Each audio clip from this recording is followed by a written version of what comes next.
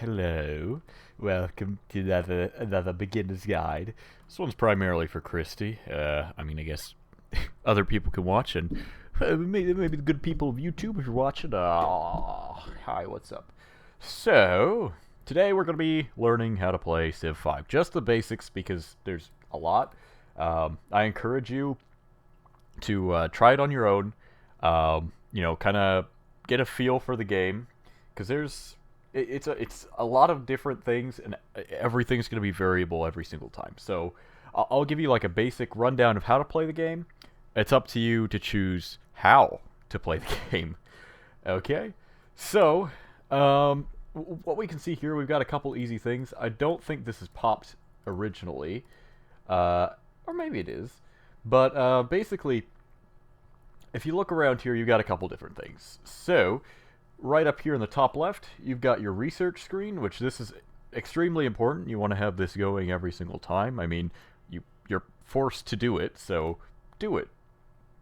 If you click here, if you click on this bar, click on Open Technology Tree, you'll see something. It looks a little bit daunting at first. It looks a little bit daunting, especially if you're a newer player, or if you haven't played before at all. You know, everything, you might be like, well, I don't know what to do here.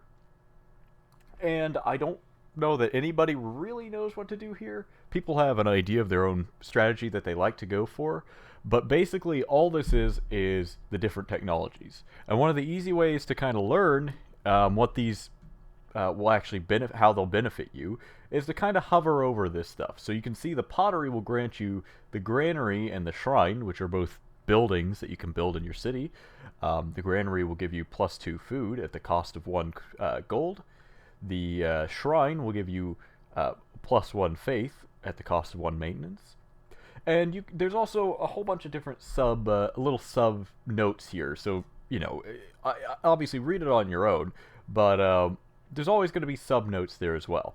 And you don't necessarily have to keep everything perfectly balanced, but you want to make sure that you're not falling behind in any of the areas. Because generally, all these trees have different purposes.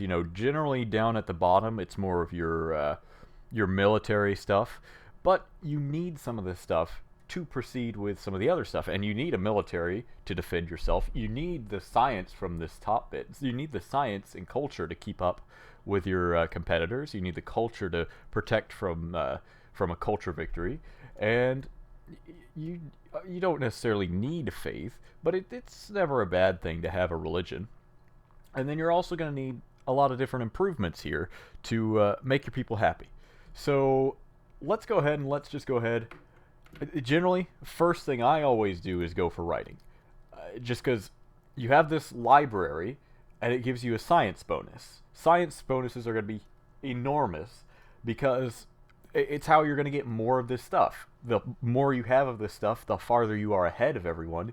The farther you are ahead of everyone, the better your chances are of winning. Which, winning is great. Winning is great, especially in Civ. So yeah, you'll want to just research, read, or look at what you want, see what you need, and go from there. If you're falling behind in any areas, if if you were all the way up here at education, which I don't think you can even be. If you're at education but you haven't researched like mining yet, for instance, you might want to rethink your strategy. You need to keep everything kind of balanced. And I'll kind of hopefully give you a little bit of a rundown of my own personal early game stuff. So what you got to do here, that's the research screen. There's a couple other things. There's social policies, which we'll get into later when we actually get stuff. Culture overview, which this is just how you can kind of view how someone's doing towards a culture victory. Diplomacy is going to be how you can interact with other players or with AIs. The World Congress comes in later, and the diplomacy overview is, not super important. And if you look here, Advisor Council is fairly useful for new people. It kind of gives you some recommendations on what you should kind of be doing. It gets a lot less accurate late game, but it does have some good tips there for starting people.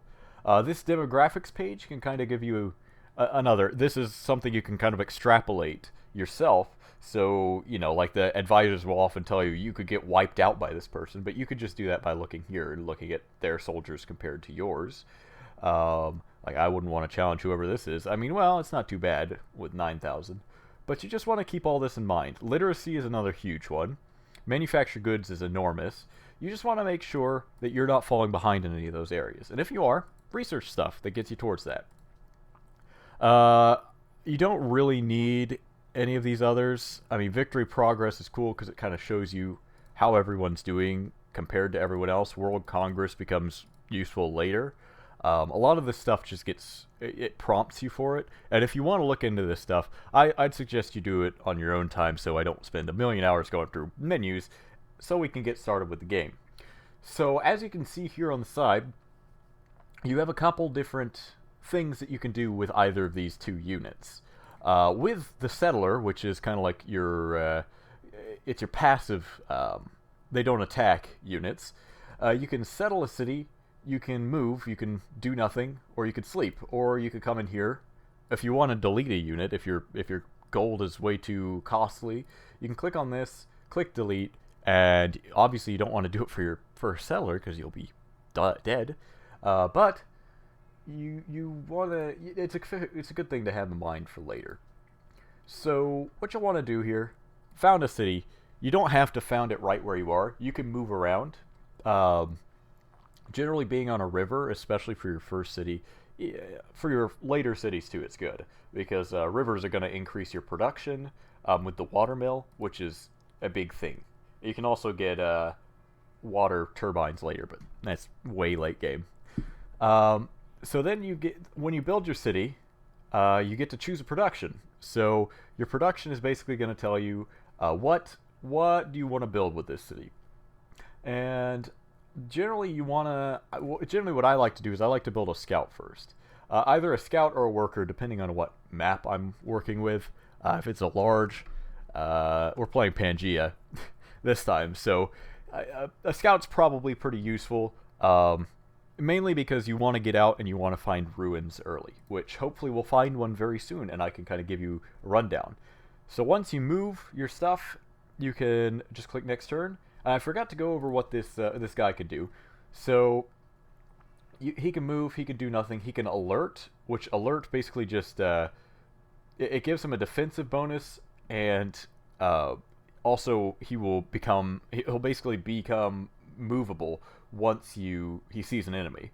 Otherwise, it won't prompt you every single turn like it does now. So if I hit an alert and an enemy unit came in, the game would then force me to use him, or not necessarily, but it would prompt me that he can be moved, which is a good indicator that there's an enemy nearby, which sometimes it's easy to miss, especially when you're playing very high speeds.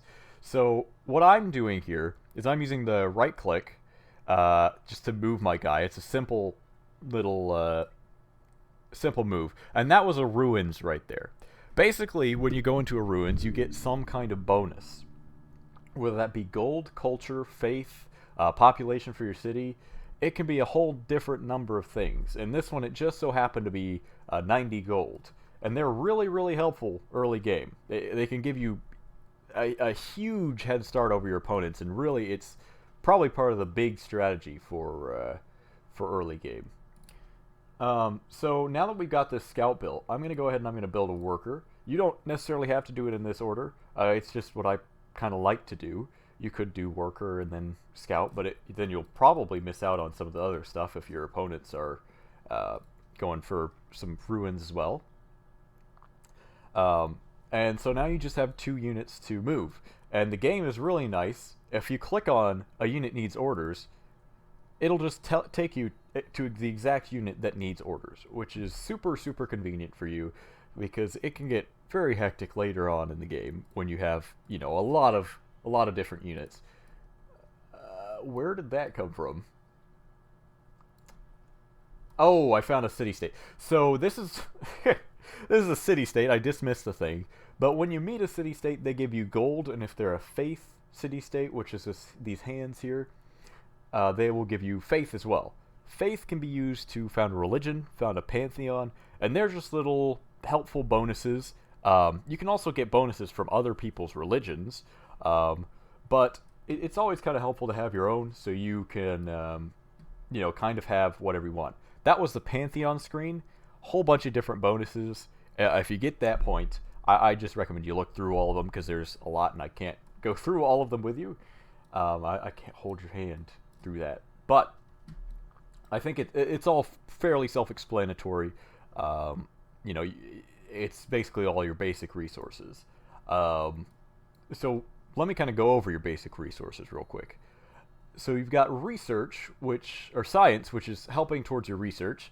The more science you have, the faster your research generally will be. But your research also will. I'm trying to think of the word. It also kind of goes up as you found more cities. So be weary. You might have really high science, but if you have 5,000 cities, you might still be researching at the pace of somebody with a single city with not very much research. Uh, there's another city-state. City-states will get mad at you if you go in their borders without being their friend. Just FYI. Okay. I don't know if there's really that much left to do. I'll kind of go over the worker and settings for early game, but I'm just gonna kind of rush through that. These are barbarians here. Basically, this is a tile that will spawn enemy barbarians. You can take out the camp, you can attack it, but you'll have to kill this unit, and you also want to not kill your unit, which I guess that can also give us a pretty good introduction into combat. And look, another ruins. Okay, let's get their ruins real quick. So we got advanced weapons. So these guys basically have just upgraded from their previous versions into these archers. Okay. So now let's kind of talk about combat. So combat you can do one of two ways. You can click on this attack button, and then click on these guys, or you could just use the same way you've been using, right mouse button, and click on these guys, and it'll attack them. You can kind of see what the damage is going to be done down in the bottom left. It's a minor defeat for us. It's not a super horrible trade-off, though, and we can heal, so I'll go ahead and I'll do it. Every time you attack, you'll get XP. When you get enough XP, your unit will level up, and you'll be able to build new stuff. See, this guy spawns new barbarians, so I'm gonna armor up with that guy. There's a new mode now. Let me go back to, or not. Let me kind of show you. So there's a new mode on this. It's called Fortify Until Healed, and it does the same thing pretty much as Alert. It puts you in that defensive stance, so you have a defensive bonus, but it's also healing you so you don't die. Doing Alert would actually do the same thing, but you just have to bear in mind that it won't necessarily, or it won't stay like this, and you wanna ideally be making as little movements as possible so the people in the game don't get mad at you. So we've got research now, or we got writing now. Great, fantastic. Now I'm going to kind of do what I said, fill in the gaps. I like to go for mathematics personally. You don't have to. It's just kind of my preference. I like getting the water wheel and having the ability to build a courthouse and this catapult. Super useful early game. Helps you take people out or defend your borders, whichever one you're looking for. Okay, and we've got a worker in 3 turns, so I can kind of show you that. And this strategy might be a little bit suboptimal. I normally, whenever I go for a worker, I might postpone it to get that research building, but it's not a huge deal. It's a couple turns lost, but whatever. Let's kind of take time, look at these top things up here. I think I talked about science. I didn't talk about the other guys. So next to it, we've got gold.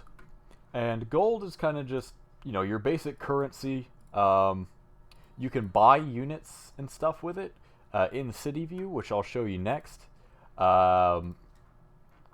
It's just you want to have it. If you run out of gold, you have negative gold, you'll start losing units just automatically, and then that kind of opens you up to other players, which you don't want to be. You don't want to be open up to other players. But Yeah, gold is just a resource, a pretty self-explanatory, just a currency basically. You need gold to buy buildings, you need gold to maintain buildings, and you need gold just to keep your units up and running. So you want to make sure you've got a good balance there. You can create trade units once we get the trading thing, which is coming up next. We'll do that after we build this library. We also have a policy this turn. Nice. So next to it is your trade routes. This kind of tells you the number of trade routes versus the number of available trade routes you have. Trade routes are basically just going to be between your city and either a city-state or another player. The city-states are not players. They're AIs. They won't attack you. They're just kind of there. You can attack them. You can take them over. You can do whatever to them. But they're not going to do anything, and they provide you little bonuses if you give them enough influence. Like this guy, for instance, you can kind of hover over this, and it'll tell you, a befriended religious city-state will increase your faith.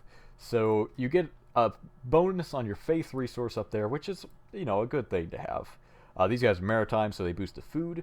Good. We'll go over that next. So next up here, you've got happiness. And happiness is pretty crucial in your empire. You want to make sure that you're maintaining that. The ways you get that are by improving resources with that are luxuries. So this cotton, for instance, is a luxury. I don't know if yeah, it'll actually tell you. So another big thing that I forgot to mention is really easy for beginners. If you open up this toggle map options menu, you can check resource icons and yield icons. I'd recommend that for beginners. If you like the hex-based look of it, you can check on hex grid, but it doesn't matter. You can also check on trade routes to open trade routes. That's not a huge thing, though. We don't click this button here. No. Okay. So you just want to make sure you're maintaining your happiness. And the way you can do that, there's resources, not just cotton. These elephants will give you happiness. They're luxuries, so the cocoa will give you happiness, bananas won't. You'll just have to go through it yourself. You can hover over stuff, and that's a big part of it. Okay, happiness. I think that's pretty much it. You can build wonders. You can build buildings that will increase your happiness, and you just want to make sure you're positive there, because having negative happiness, or the red frowny faces, is when you start losing culture and production, which is really bad. And if your happiness gets below 10, you'll start spawning rebels, which are just really annoying barbarian units that are generally just as powerful as your units, which that is really not a good place to be in. The next one is progress towards a golden age. There's not too much you can do to it. It's basically just added from excess happiness. And once you get to a golden age, it'll increase your gold production, your production, and your culture. It's not, it's just something that happens occasionally. You can look into it. When you hit one, you'll get a bonus in those categories. Your culture there is basically just you need it to adopt policies, which we'll go into in just a second because we've got one ready. But your culture is basically just that, and then it also helps you defend against people who are going for like a culture victory. So people who are getting tourism, if you go high culture, they can't really take you out with their tourism very quickly. It'll be very slow. Then you've got tourism right here from the Brave New World expansion. Basically, it's the opposite of that. If you're going for a culture victory, which you can do, you just want to fill this up. The way you do that is, I'll open the technology tree because I don't know if we're gonna get there. If you build stuff like the Writers Guild right here in drama and poetry, and the Artist Guild and guilds, and then there's one more, but I can't remember which one exactly it's under. It's under acoustics. If you build the Musicians Guild, all of those will spawn great artists, great musicians, and great authors, and all of those guys will let you, or great writers rather. All of those guys will let you create great works or perform another task that is beneficial to your society. And it's all good. The great works will increase your tourism, and the other action that they have will just kind of give you a benefit. Some give you culture, some give you points towards Golden Age, and some will just let you go and increase your influence somewhere else by a set amount.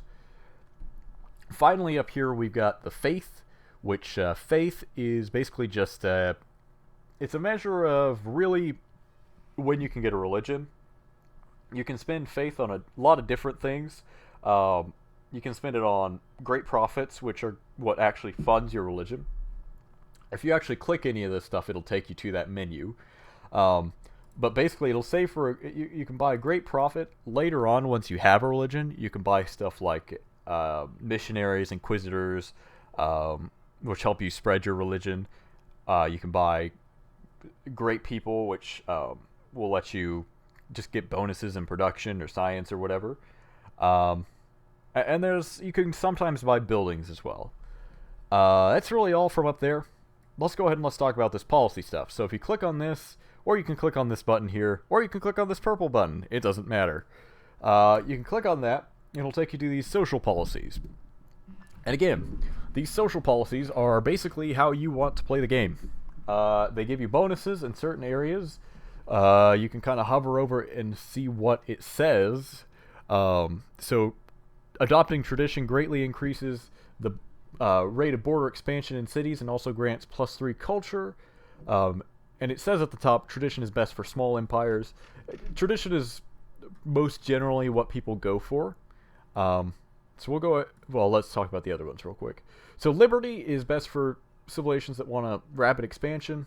You can kind of hover over all of these guys and see what each of them give you. There's also a bonus just for adopting it. And some of them unlock great wonders, which this one unlocks the pyramids. Then there's honor, which honor is like a fighting one. You can see, just a fighting one. Piety will give you more faith if you're into that. But tradition is generally, a safe one to go for first. From there, it's pretty easy going. Basically, you have to unlock this top level thing, and then you start filling in these guys once you hit enough culture. Okay, that's a lot of talking. I'm going to set these guys on do nothing, because there's barbarians. Barbarians will hunt your workers down and capture them. And I'm also going to do something interesting with these guys. So with units, if you click on these additional actions they can do, you can click on this Explore Automated, and they'll just automatically explore the land. If you're really, really not feeling clicking every single time you want them to do something, which I get that. I feel like that sometimes too. So you can click on that, and they'll just automatically go to gray areas of the world. Yeah, so let me kind of talk about what's on the floor here, and then we'll talk about the city view. So what's on the floor here are your yields tiles, and what that means is they're basically what you're going to be gaining from a citizen working that, which that'll be covered in the cities, which is why I do this together. So you can see here you've got 2 food, 2 gold. Once you improve this, or once you build something here, basically that'll increase what this yield is. But let's open the city up and see what that really means. So if you click on Citizen Management, it really kind of tells you what to do. You can kind of set it to a whole bunch of different things. If you want to focus on a specific thing, you can do that, and the game will automatically allocate people to that. If you're a really try-hard nerd, you can also just automatically, or you can do it yourself. You can do it manually, not automatically. But I don't do that. That is not what I like to do, unless you have something that you really want to work, but for some reason the game decides not to work it. You can focus on whatever you want here, but basically what it means for a tile to be worked is there's a green head over it. So the green head basically means these are going to pull in these resources for the city, and this is going to be like your balance of all your resources in the city specifically. So, your food you need to maintain. You want to keep it high so that you're growing, or at the very least stagnant. You don't want to let it go negative, because then you'll decrease population, which you don't want.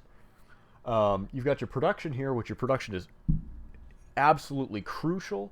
Your production basically just determines how quickly you can build buildings. We don't have much right now, so this library is taking quite a long time.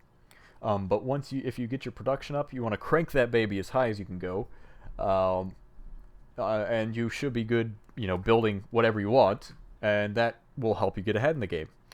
Your gold is just specifically how much gold is coming in and going out of your city. This will be from buildings specifically, and from your terrain. Your science, sorry, your science is going to be the science produced by this specific by this specific city.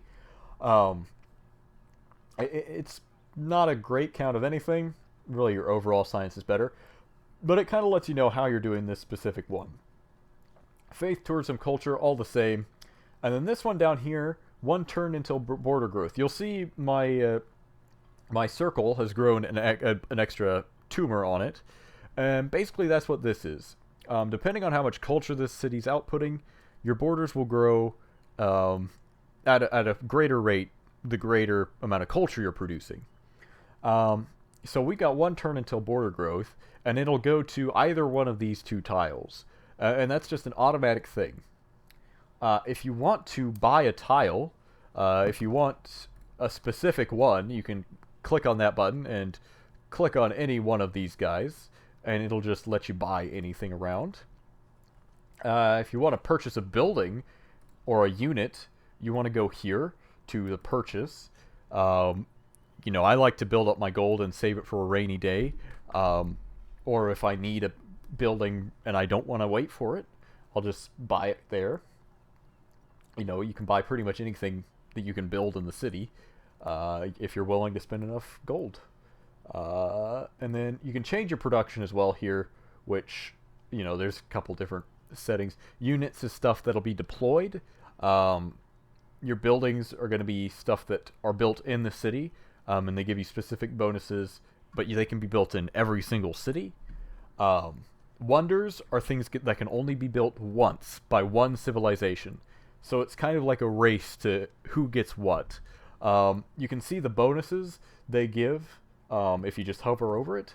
And some of them are a lot better than others, but I'd argue that a lot of them are worth producing. You just want to make sure that you don't get beat if you're going to be building it, because it gives you gold back, but you're wasting time that you could be building other stuff in your city that maybe would give you more of a bonus to have than just this great library, for instance. And you really want to make sure that you're not competing with other people and doing the same thing as them. They won't generally tell you, but that's how it goes. Let's cover ranged units in just a second. Okay. I'll just wait for this. We'll do ranged units, we'll do trade routes, and then we'll do settlers, and we'll be done. So ranged units are a little bit different from your melee unit. So your ranged units are going to be your archers, your Gatling guns, your crossbowmen, your bazookas, all that stuff. And the way you get it, you can position your person. They have 2 moves every turn. You can see down here, 2 moves. And you can click over here if you want, or you can just click on this arranged attack button, and it'll let you attack whatever is in this radius. If there was an enemy, they'd be highlighted in red. You click on them, and it'll attack them. There's nothing in the way right now, so that's not an option, but if there were, that's how you do it. And it's the same deal here. When you have this crosshairs, you can click on your city, or click on this arrow, it'll turn red, and this is what it looks like. You just want to bombard that guy, bam, you're done. Let's talk about improving stuff now, since we've got a worker. So, just kind of a thing to note early game, building farms is probably going to be your top priority. And honestly, for newer players, I generally recommend that you have it automatically build improvements, just so you're not wasting your time doing that. It's good to learn how to do it. It helps you optimize later on when you're more experienced. But honestly, just watching the AI do it for a lot of early players is very beneficial, and it's a huge time save too if you've got some people that are impatient with you. But I'm not going to do that. I'm just gonna I'm gonna do it work myself. Occasionally there will be something that's recommended to build there. You don't have to build that there. It's just what the game thinks that you should build there. And there's a couple options. You can build roads, you can build forts, and you can build farms early on. Later you'll get more and more. So you'll just want to keep tabs on that. You'll want to keep tabs on that. And if you put your worker on a tile that can't be worked, for instance, this cotton here at the moment, actually it says it right there. If you hover over it, you can see in the right-hand corner there, it says cotton requires calendar. So certain improvements require certain research developments. So you can hover over stuff and see if you need it, or see if you have what it requires, which right now we don't have a bunch. But you can build mines on hills. You can build trade posts, which give you gold. Mines give you production. You can build farms, which give you food. And you can improve resources, which will just give you a bonus. You can see what it's going to give you if you hover over what it's telling you to produce, or what you can produce. And again, a lot of it is going to be. I really recommend you try it out on your own. I can't teach you everything right here, right now, but I will try. Okay, let's just skip forward into the future. My computer might be a little bit slow because I'm rendering a video right now for my other tutorial. But yeah, that was basically just the social policies. Don't worry about not being able to play as fast as I can. I have many, many years of experience here, so I know what I'm doing. Quite a few hours. Okay, so that was basically just me picking a tradition. You can pick either of those to begin with. It's just research trees, basically. Once you get this culture to that full maximum, like once I get 40 culture, I'll be able to pick another policy. But I won't be able to until then, so we're just going to keep going. And unfortunately, this guy taking a while. Like I said, our production isn't great. Let's go over. So you can see here, the farm produces one food. Your roads, you can build stuff. You can build it under stuff or over stuff. It doesn't matter. The roads don't disrupt your actual buildings. Other stuff will. So you can't build a mine on top of a farm, but you can build a road on top of a farm. And you'll just use roads to connect your cities. There's a really easy way to do it. We'll go over that hopefully later. If I ever produce this library, that is. I'm flying by all the research. Okay, let's keep exploring. Got some more monies. We're almost done with this library. We're just going to set these guys to auto-explore. I don't generally do it. I generally do it myself, but we're trying to save time here as much as possible. Okay. How long is it going to take me to produce a caravan? 10 turns. We'll buy one. And in the meantime, we'll start work on a wonder. So wonders basically are, like I said, they're these buildings that'll give you a pretty big bonus, but it's a whole, you have to kind of weigh up the production cost and the possibility of somebody else getting it entirely. You get gold if you don't produce this wonder, but you'll be left without a wonder, and you'll have lost all that production that you could, like, see right there. I'm gonna lose this production, but luckily it's just one turn. That's not too bad. I don't think I've ever. That's a really early Temple of Artemis. That's funny. Okay, we'll build something else then. Fine. Game doesn't want me to. Let's do that. We'll buy a settler, so I can kind of show you these two basics. This is not at all like an order in which you do things at this point. This is just me showing you how this stuff works. It's not a bad idea to have a caravan early on just to make some extra money, but I would also be careful. You want to make sure you're building your buildings first that you desperately need. Have I seriously explored all this? No, I have not. Oh, I'm stuck. That's why. Okay, that makes sense. Alright, we got animal husbandry, so now we can go over here to this, these sheeps, and we can build improvements over them. They don't give me happiness because they're not luxury wonders, but, you know, who cares? Whatever. They give me an extra food, which is good. And you can also build buildings that will improve what you get from these. Like I think a stable will increase the production coming off of anything with a stable on it, but or anything with a pasture on it. But I wouldn't worry about that too much at this point. So this is a promotion. This unit's been hit enough, and it's probably going to die here because there's 2 units there. But you can get a promotion. You can read up on what it says if you hover over it. Basically, it just gives you a bonus in something, or you can just heal it to. You can heal it by 50 HP. It's up to you. I generally like to take one of those, unless the unit is like a dire, super important unit that I have to have. I generally don't worry about it too much. Okay, we're almost to the end of this. Let's see. We'll go ahead and we'll do something like I don't know. If you hold shift while you're doing this on the research screen, you can queue stuff up. So if you don't want to keep having to go back there, shift is a great way to do that. Oh, he's not dead. Look at that. That is actually really surprising. Keep building. They're not doing anything. Okay. And there's a lot of barbarians around me, so this caravan is probably immediately going to get plundered.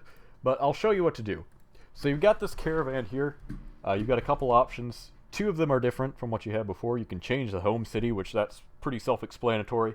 It just takes your caravan where it's starting, takes it to another one of your cities. We don't have another one, so we can't do that right now. But if you click on Establish Trade Route, it'll give you a couple of different things. You can trade between your own cities, which will give you food or production. You'll get the choice of which, but we don't have any additional cities right now, so that's not an option. You can trade with other civilizations, which, again, we don't have anyone close enough to us that we can trade with them, but it's not a huge deal. Again, there's benefits and drawbacks to all this stuff. Some of the benefits and drawbacks of the major civilizations is, you'll be depending on them for money, so you might be a little bit less inclined to declare war. And then another thing is if you're ahead of them in science, they'll get a higher science boost from trading with you. So it's just you just keep that stuff in mind. So we'll just create a city-state trade route. You just got to click on that. Are you sure? Yes. And that'll just do it automatically. And now if you go here, you can see it says we have 1 of 1 active trade routes. And we're making 2 gold per turn from Marrakesh. Or no, for Marrakesh. Okay. Cool. So, yes, settlers. I think I can buy one now, so we can go over that. Oh, nope. We got like 2 more turns, and then we can buy a settler. Let me see if there's anything else I can think of that really needs to be touched on. Well, I'll save city. I'll save like so. What I can say is, so these cities generally expand to about 4 tiles. So it'll go 1, 2, 3, 4 general. Or sorry, yes. Well, hang on. I might be mistaken there. No, it goes out 3.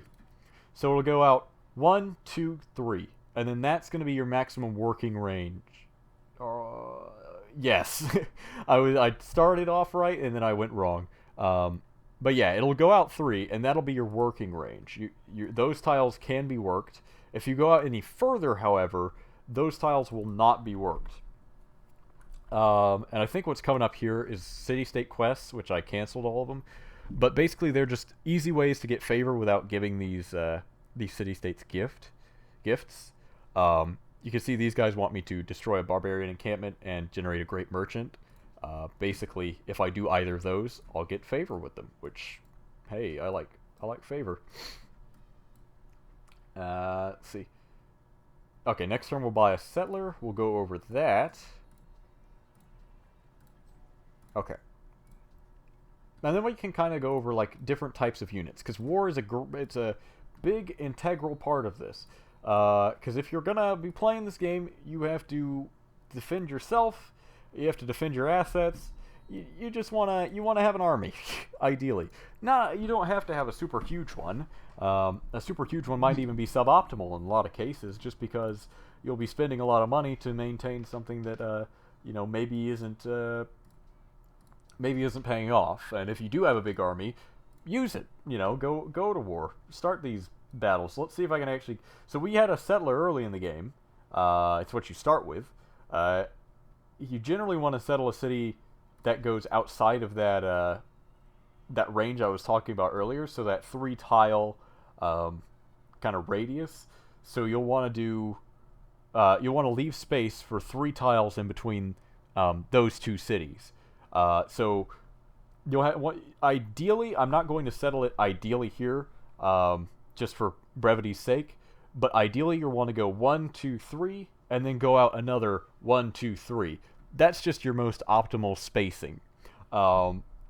It gives you the most worked tiles among the whole thing, and makes everything very easy for you. But you by no means have to do that. You can settle wherever, and the game will even recommend you places to settle. And if you hover over it, it'll tell you why. But you don't have to do that. You don't have to listen to the game. We don't care about that. But you don't have to listen to the game at all. You can do whatever you want. That's the beauty of Civ. Ooh, is there a barbarian camp there? Ah, of course there is. So I might not be able to show you some different city stuff, solely because I have a feeling that I'm about to have a bad time. Yeah, my trade route just got plundered. Yeah, we're not playing optimally. In fact, I can probably just settle a city right here and it'll be fine. It's for learning purposes. What they're doing right now is burning my city. If you have a unit, you can do that in enemy territory. Oh, yeah, I have to move a little bit further away. But yeah, city placement is a thing you'll want to think about. You'll want to think about what's around there. You'll generally want something having to do with happiness, because every time you settle a new city, you get decreased happiness. So you'll want something happiness to balance that out. I don't think there's anything here. So, I mean, we could get this incense probably with it. Yeah, we'll get this incense with this city. But it's just a balancing act, really. You want to make sure that you're keeping all your citizens happy. You want to make sure, which I'm not doing right now. Again, I'm not playing optimally. I'm playing for the benefit of the audience right now. But yeah, if you click on this building here, it'll take you to that change production screen, and you can choose whatever you want. So a really easy way to build roads, so you don't have to click every single tile you want them to build to, is this Route 2 mode. If you click on this, and you click on the city you want to take it to, they'll automatically build a road there. They'll take whatever detours are necessary. They'll just start building. And if they run into trouble, it'll give you a prompt. But it's a pretty useful tool, because especially later in the game, you do not want to be dealing with all that crap. There's too much. Okay, well, see, my Route 2 was canceled there because an enemy unit's in the way. That's it. Okay. I think that's probably pretty much all you need to do to get started. Let me know if you have any questions. Obviously, I don't expect you to play full caliber the first time you play, but hopefully you can take away from this just kind of useful tips and tricks to get started. Like I said, I would highly recommend that you try something on your own. I don't remember if there's a tutorial or not. If not, just jump in the game with some easy bots, and just kind of learn how stuff works. Because that's the big thing. You'll have to learn. You will have to learn if you want to have any success. But it's a good time. It's a good time. If you want to play with friends, that's probably the best way to do it. But yeah, I will see you guys next time. Bye!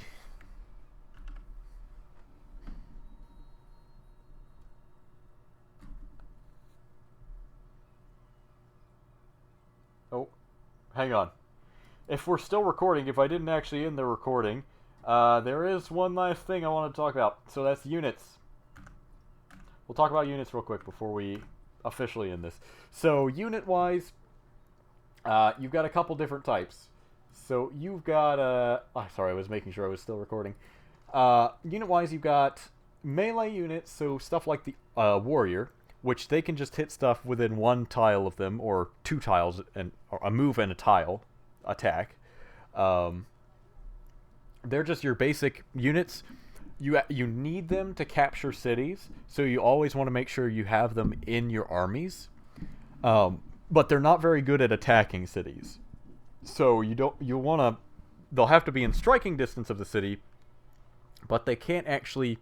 They'll want to be your last ditch effort to capture a city. So once it's on very little health, and you can, if you hover over it, remember in that bottom left, a little thing will pop up and tell you how much damage it'll do. If you can take them out, then you move in your units. Otherwise, you want to keep it safe. Then you've got your archers, or your ranged. Your ranged guys are they're not great against much. They're basically like they're able to hit stuff from a range. You know, I think they have pretty much the same strength as, in fact, they're a little bit weaker than the warrior, which makes sense. You're basically just sacrificing a little bit of strength for being able to shoot rather than hitting them, which the range guys, they also don't take damage when they attack, which is great. Finally, we've also got mounted units. The Chariot Archer isn't technically one, but the mounted units are a little bit weaker than your melee units, but they can move much faster. They can move across a large amount of tiles. I think they get like four movement rather than the typical. And then finally, you've got your siege units, which is your catapults, your trebuchets, cannons, artillery. These guys are enormous if you're going to be attacking people. They are excellent at attacking cities. That's what they specialize in. If you're going to attack a city, you almost have no choice but to use a siege unit. Otherwise, it's just going to be a meat grinder. And you ideally want to avoid meat grinders, just because they're costly and they waste your production. There's no point. Why do that when you could build a catapult, bombard the city, and get the same amount of damage as, sacrificing like 6 warriors? But yeah, that stuff's huge. But yeah, that's pretty much all I got. I think that covers pretty much everything. There are also great people in the game, which will spawn based on your city's production of them. You can kind of see that if you click on your city. There'll normally be a great people tab, but I don't have anything that's actually able to produce great people right now, so there's not one. But it'll tell you your progress and how you're doing. And basically they'll have 2 abilities.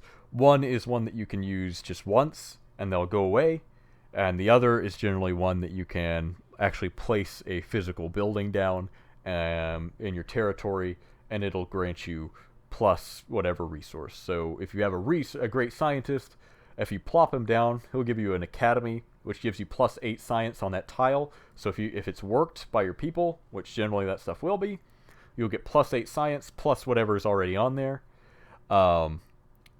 And he also has a research bonus. So your research one is a one-time thing, and it'll just make him go away and replace him with a lot of research. And it's up to you. You can play however you want. Early game, I generally actually place the guy down on a tile so I can get that bonus. Later game, I'll just do a research bonus. Hope this has helped. Have a good one.